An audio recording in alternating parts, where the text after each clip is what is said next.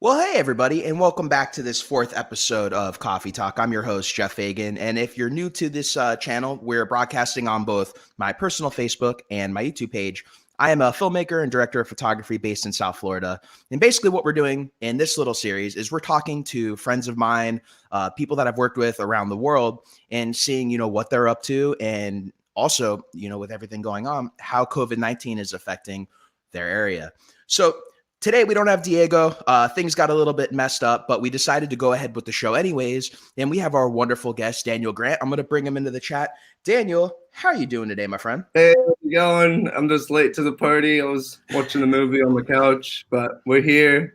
Hope everyone's doing well, having a good morning. It's 9:20 p.m. over here in Asia, in Thailand. Yeah, I mean, I was telling Lior yesterday that, that's why we're doing these in the morning, just because I figured it's easier. It's morning for us, it's night for you, but it's not too late, so we can kind of get everybody in the conversation. Yeah, it touches every time zone. Yeah, pretty much. And although for me, it's my coffee time. For you, it's your hanging out time. So hanging out late night Coca-Cola. So what's new with you, Daniel? What have you been up to before this whole COVID-19 thing broke out? What was new in the life of Daniel Grant? Well, it was pretty much me being home for the winter because I normally spend my whole summer until around September traveling. So like from October all the way through till even most years it's April, I have riders coming in from Europe and Australia and even America just to like live that full kind of summer season as a wakeboarder. So it's just a full hectic season of like seeing all your friends ride in one spot. And it's not only just for a contest. It's like you guys can just come hang out and chill. And I don't know, it's a really cool vibe. So that's always just one in itself. Yeah, no, absolutely. That's cool. So the season in Thailand is opposite of the season in the US, right? So your winter is like our summer. Sorta. Like our summer starts around April. Like April's the hottest time of year. It's okay, so Australia. Australia has like the fully like backwards where it'll be hot like during Christmas. Okay. Right. Okay, so that's not too bad. So it's pretty much just hot a lot there, and yeah. But our season was just about to like kick off pretty much. Like there was a local contest that's been around for the last 8, 9, 10 years, which had been gone away for a while, which is happening actually tomorrow. That got postponed due to like sponsors and all this type of things pulling out and not wanting the contest to like be a thing. No, it's completely understandable.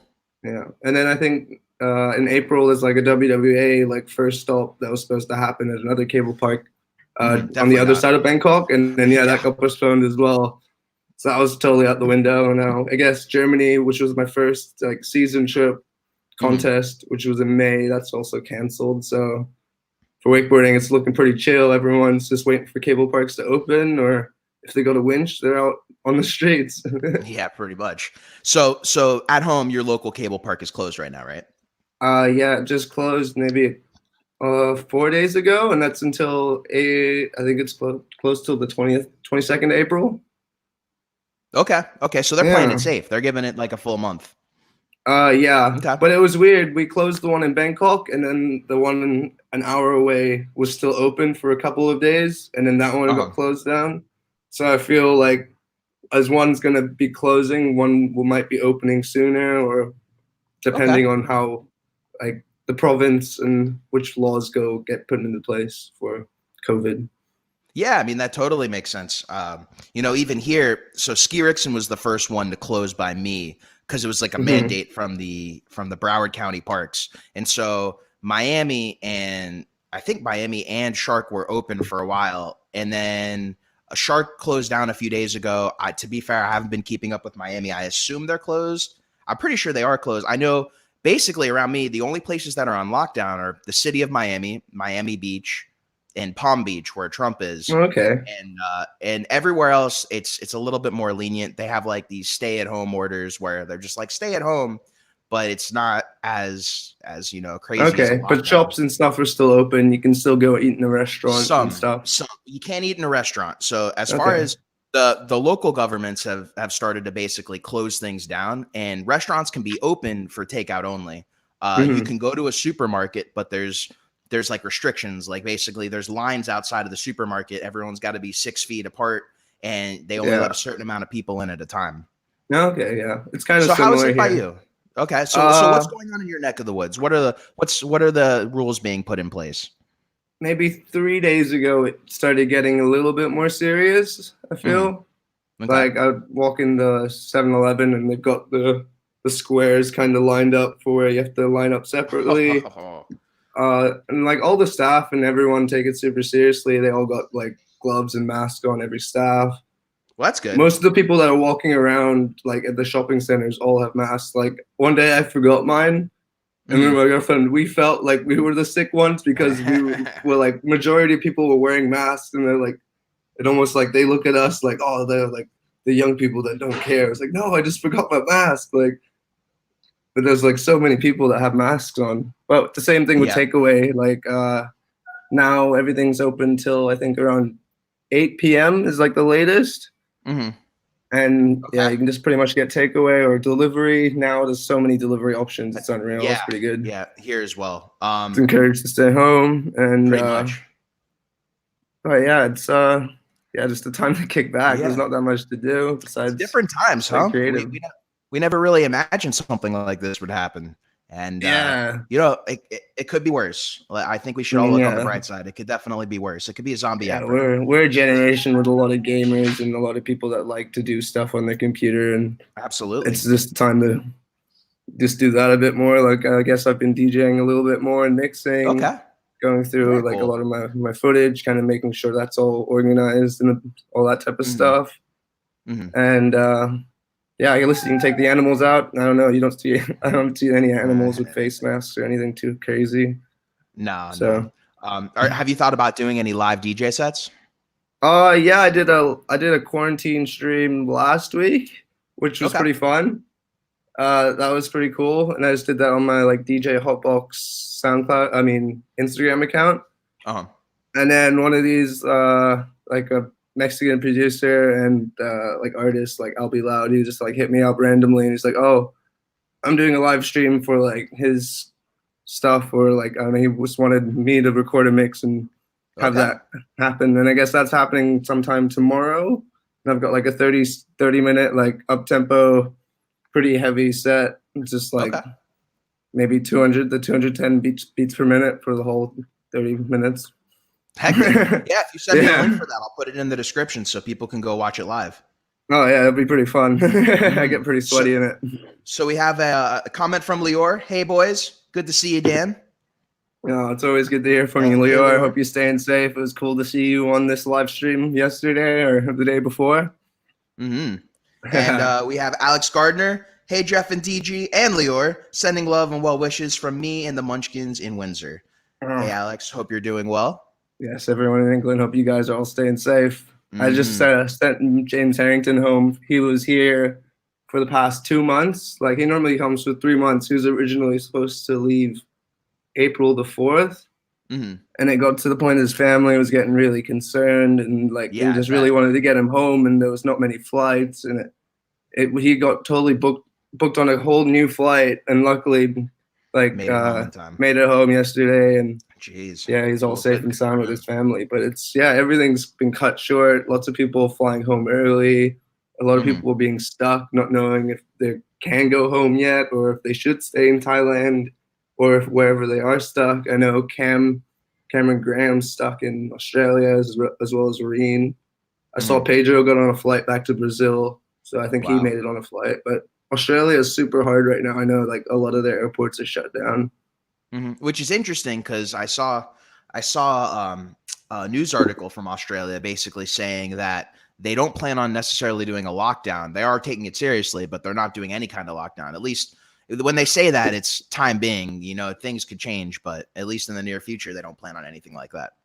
Yeah, it's weird. Like, I hear from like my friends in Europe as well, like Yannick's in Barcelona, and he went home and he wanted just to like start work and get things going. And as soon as he got home, it was like lockdown, and he couldn't leave his house besides just to go walk his dog or go buy some food, unless there's like a penalty or something of like cops going out looking for people that are just out for no reason.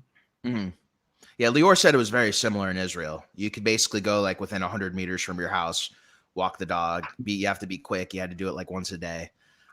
I mean, Wow. hey, it's not martial law. A lot of Yeah. people were saying this was going to be martial law when it happened, and we're seeing like they're letting you go to the grocery store and go get food and do Oh yeah, for necessities. So sure. Like I do it's a get very different. delivery, but Mhm. I was like, it does take a bit longer because everyone is getting delivery. So I was like, Yeah, oh, I might yeah. just go get drive through today because Hmm.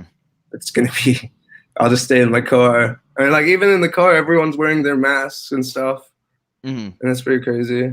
Yeah, that is ridiculous. I don't know if you have it over there. Here, we have a few different companies that do delivery. The one of the bigger ones was, I don't think it's Postmates, Instacart. Instacart will go grocery shopping for you, and that's hard to get just because everybody's doing that.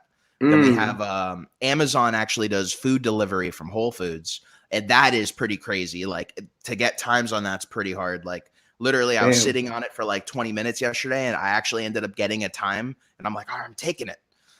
Just so Yeah. I'm lazy. I'm lazy. I didn't want to have to go to the store and sit and 6 feet away from people. I rather just get delivered to the house and Yeah. wash it down when it gets here. Yeah. True. But then Mm. I have been to the store and it is pretty like quiet and it's not too busy, which is nice. There's no cars Okay. around. You can drive, like you can get Hmm. pretty much around really quick in Asia, especially Bangkok. Like there's so much traffic normally. I was driving at rush hour today and it was just so good. And this is Yeah. really weird. Oh, it is pretty surreal. It is pretty surreal. To be completely honest, I've been home a lot because I've been working from home, and by the time I'm done every day, it's like 5, 6 o'clock, and I'm like, whatever, I'm home already. But from what I've been hearing too, it's very surreal. Like there's definitely people on the road by me because we have a huge population here, Hmm. but it's nowhere near where it is because normally we're in the peak of season right now for South Florida, so it's like packed all the time, pretty much everywhere. And it's pretty surreal to see at this time of year not being like that. Yeah, Um, it's pretty like I think I just saw like a Thai news thing about our Thai New Year kind of being postponed or mhm, canceled. Like that's normally from April 13th throughout like April to the 13th to the 15th, or it like runs out further through the country like till like the end of the month kind of, and that's just like a gotcha. huge big water festival, like people just chucking water at each other, like kind of just like a big gathering and blessing of like the Thai New Year because we're on the I think 2,563. I think that's our year. Okay. Yeah, it's the I mean, I'm sure even if it gets postponed, they'll do something just to celebrate, yeah, it's pretty weird. especially when this Yeah. is over. Like everyone's gonna want to blow off some steam and have some Mm. fun, and that's a good way to do it. As soon as things start looking better, put a date on, and this is like the makeup day. You Oh never know. yeah. Well, yeah, I feel Uh, like since I DJ and stuff, there's a lot of festivals that literally just do live quarantine like sessions, and like it's really cool just to have everyone just there. Like even since I'm not with my friends even right now because everyone's floating home, we're all just like still in a mm, massive group call, and there's still this like that's like great. we're linking up like FaceTime the speakers and stuff. It's really cool. Hey, I And mean but I that's don't something to think do. yeah, it's definitely keeping us occupied. And I Yeah. don't know. Do you guys run out of stock? All our stocks are really like looking pretty good. Like the Yeah, it's but really not like hard to get food or no, anything like like that. our 7-Eleven's super easy. Like it's got Yeah. everything, and There's so it just a was lot of pretty panic. easy. There's a lot of panic, and a lot of the Mm, panic leads to a lot of like the toilet paper and the water situation. But I mean, like when I've been ordering my delivery stuff, and when I hear people have been going to the stores, it's not like there's a shortage of food. There's plenty of yeah. food. This isn't our. I think especially in South Florida, people are likening this to a hurricane. But in a hurricane, the reason that there's a shortage of stuff is because there's supply chains that are blocked. Right now, there's no Hmm. supply chains that are blocked. No, It yeah. keep going. It's us as a people that just are Hmm. hunkering down. The Uh, market, like the street mhm. market and stuff, is still open too. Like the people that sell like fresh fruit, vegetables, like meat, and like all that still runs, which I was pretty like I didn't know if that was gonna still work or not. It's interesting. The Chad Forrest is in the chat. He says, "Hey," he said, I was "Revo's trying to read closed." that. Yep, Yeah. and he said there's a shelter in place in Lee County, and that he's actually doing delivery for the restaurant he works at. and he's using gloves, and of course the people by him are taking it seriously, and no doubt where he lives, there's just like where I live, there is a big older community presence, and so there is more reason. Yeah, it's mostly just dangerous for like a lot older people and stuff. Like I feel like young people could have it, but they could just pretty much get through it as it is, but then just being around old people might make them weaker as it is, or something like that. And then we have Jamie Smith in the chat. He said there's a queue for online deliveries at the moment. His wife tried to do one last night, and she was number 52. Well, I don't know if he means 52,237 or 52.37. I'm sure 52,000. That's pretty crazy. That's pretty crazy, but it makes sense. I mean, you guys are on complete lockdown in the UK. Yeah, 52,000 from like the daily kind of thing. Damn. And Alex wrote that she got 1,385 in the Waitrose line, and then it booted her out after 20 minutes. Wow. So yeah, no doubt that was definitely probably 52,000 right there. That's crazy. That's what I mean. Like, go ahead. No, you go. Like, I don't know. Like, I'm worrying about it, like America and stuff, like even England and stuff, because all the stuff that runs in like these kind of countries is like pretty much established run businesses. So like if there is a legal order to close this down or to do that, they have to shut down. But where in Asia, there's a lot of like kind of like street stalls or even guys on motorbikes selling their normal stuff. And I feel like it's hard for them to know if they're on that line or not, because they're always on the move, and there's only like one person doing the thing. And so I have a guy that comes and sells food every morning, like vegetables, meat, everything, and he just like shouts on a speakerphone, like "Brr," like pretty much in Thai. Yeah. What do you want? And you can walk outside, and he's got his pickup truck like fully loaded with every fruit and vegetable. Like so, like even like old ladies and stuff, like they don't even need to go out to the supermarket, and that's a normal thing for them. That's great. It's just like people like me who are used to the supermarket. I just like go to this guy now because it's easier. Yeah, why not? If he's basically coming, it's every day. It wakes me up 8:30 every day, and then on the way out he does it at night, but he doesn't do it like as loud in the morning. He like especially says it louder. Yeah, that's great though. I wish we could have stuff like that here. Yeah, it's pretty crazy. Like I was just thinking, like, because everything would have to close or. Yeah, no, and you know, to be fair, probably a business that he's probably doing okay right now. Yeah, with everything going on. We've seen a shortage of eggs, though. Eggs are going a lot more expensive in Thailand. Yes, that's about it. Like it's just eggs. So eggs. It's not that they're more expensive here because we have laws in place to prevent the changing of the prices in the market due to things like this. But they do limit you. You can only pretty much get one thing of eggs. You can only get a few things of water, and it's not again because of a shortage, but it's because there's so many people looking for that if they don't limit, there will be a shortage. Yeah. Okay. Yeah, that makes sense. Yeah. Even Chad says in the chat, home concierge service is the future, and I completely agree. We've been doing that at my house, especially because my sister has an autoimmune disease where the short of it is, she's with the chemo and everything she's on, she's very susceptible to getting sick. So my family. I don't live with them, but I live near them, and they basically just have been getting home deliveries for a long time, just because they have not been wanting to get sick or anything. And so I've been exposed to that by seeing how they did it, and I'm just like, this is amazing. This is like you can get everything delivered to you. Like they even deliver cold foods that are frozen, and the way they pack them, I'm just like, oh my god, this is awesome. That's the city life. If I lived like maybe 30 miles closer to the city, I would be able to get so much things for delivery. Yeah. But it's just not possible. The candy dream. Yeah. This is you back in the candy days right here. So I figured while we have this up, tentatively, what are your plans for the rest of the year? Because obviously, once things get back to normal, you're going to want to get back in the thick of things and get yourself back out there and start writing more and doing stuff. So let's say this thing ends in a month or two. What's your what does the plan of DG look like for the rest of 2020?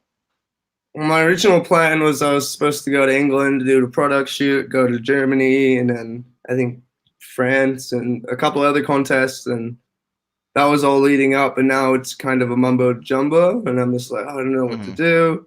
At least like only one of my flights were booked, so it's quite movable right now.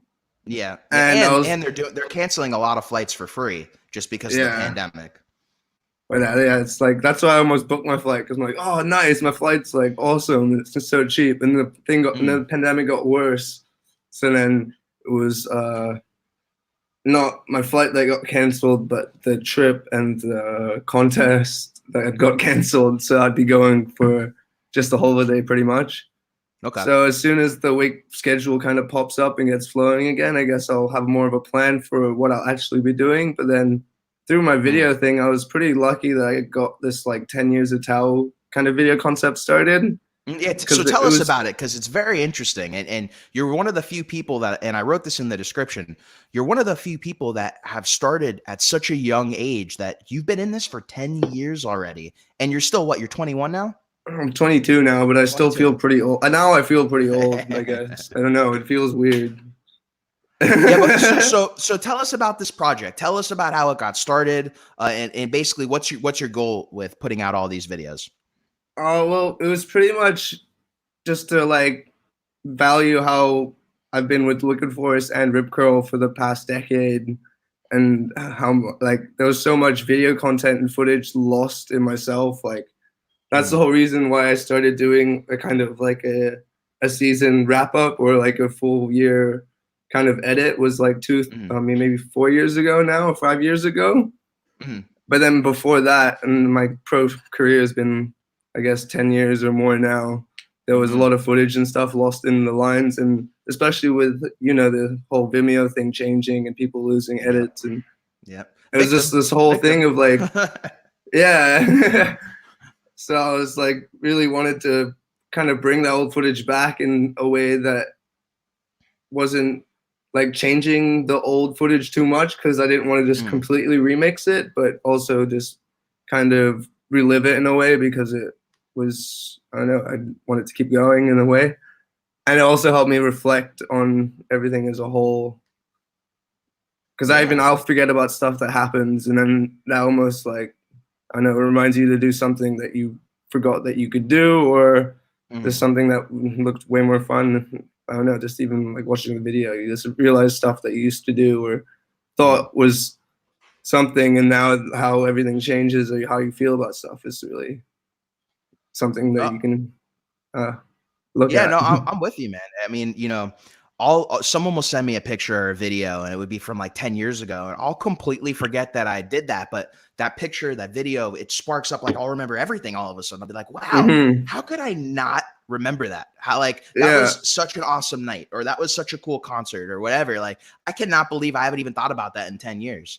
And I think that was kind of the beauty of everything we did, even when I was doing the wakeboarding videos a while back. Yeah, but you don't realize it at the time, which is crazy. No, For even any project, you just have to go with how it feels. And then 10 years down the line, you don't even know that. Yeah, we appreciate it more. We appreciate it more you do, down the line. For sure. And I'm glad that I did it. I'm glad that I did it because it documented a lot of times when we were all younger, and we wouldn't have remembered if we didn't do it. So, it was a cool time in all of our lives. And that's kind of leading me to our last segment of the day. You and I briefly spoke about the documentary project later on this year. And obviously that all depends on how this pandemic goes, and what happens with my schedule, if Surf Expo ends up happening. But, that was the goal of what I wanted to do for this wakeboarding documentary, where originally I wanted to do one where it was a documentary about wakeboarding itself.